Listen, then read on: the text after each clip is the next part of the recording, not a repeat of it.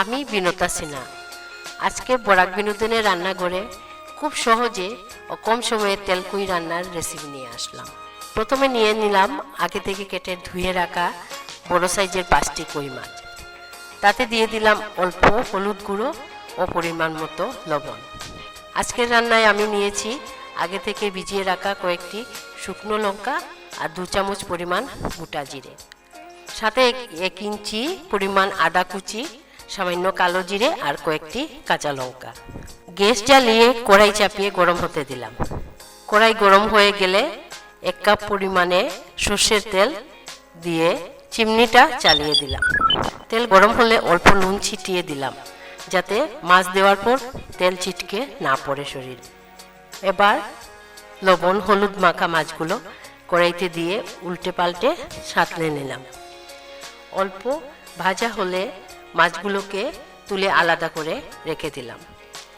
এবার আগে থেকে ভিজিয়ে রাখা শুকনো লঙ্কা, গোটা জিরে আর আদা কুচি মিক্সিতে নিয়ে অল্প জল দিয়ে একটা পেস্ট করে নিলাম।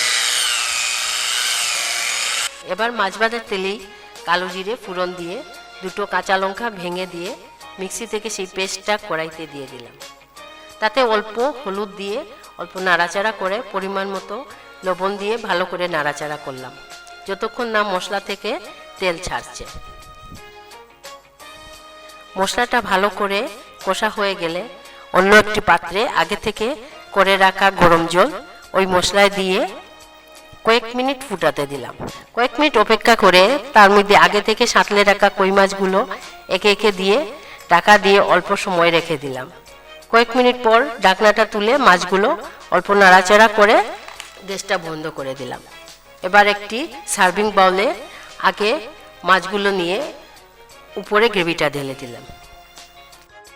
তাতে 2 কাঁচা লঙ্কা দিয়ে 4 টেবিল চামচ পরিমাণ কাঁচা সর্ষের তেল উপর থেকে দিয়ে দিলাম।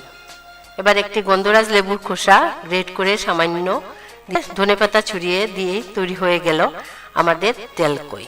রেসিপিটা কেমন হয়েছে কমেন্টের মাধ্যমে জানিয়ে আমাকে উৎসাহিত করবেন। ধন্যবাদ।